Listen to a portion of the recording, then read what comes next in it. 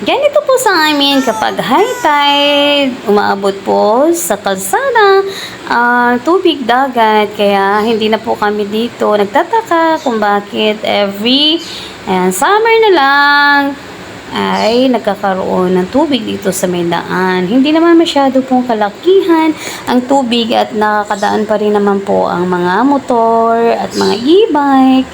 Pero dahan-dahan lang po tayo at kailangan wala po tayong kasalubong kasi po yung tubig po ay talagang nagkakaroon ng waves. Yon, alon. Yan.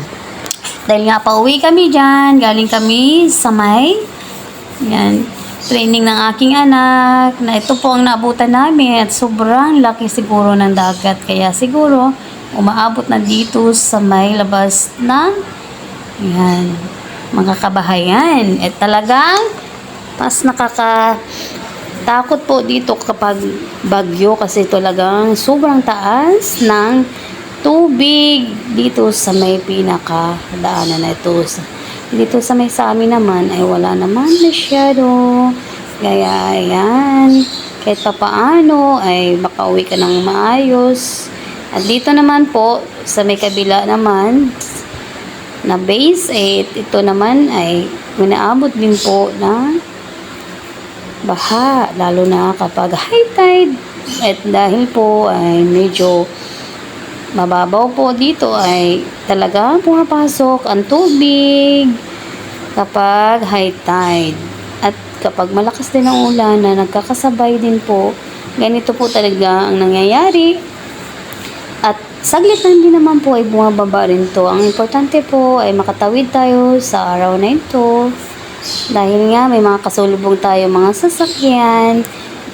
At ako ay nagdahan-dahan dahil hindi ko pwede pong i-drive dito sa may kanan kasi medyo po malalim yung tubig dito at baka mahagi po yung motor na nasa ilalim ng aking e-bike. Kaya ang ginawa ko po kapag mayroong sasakyan na kasalubong po ay ako po ay huminto at dito ako sa may kaliwang side para po hindi masyadong malalim. At chinecheck po ng aking anak dito na sabi niya ay hindi raw abot naman sa pinakailalim dahil lampas lang naman sa gitna ng gulong. Kaya ito naman ako ay hindi akong kapante ay talagang inilagay ko muna dito sa may gilid para i-check ko yung aking e-bike sa ilalim at mahirap na. Ito pa naman ang aming service lalo sa aking mga anak dahil ito sila'y pumapasok, mahirap na malayo sa school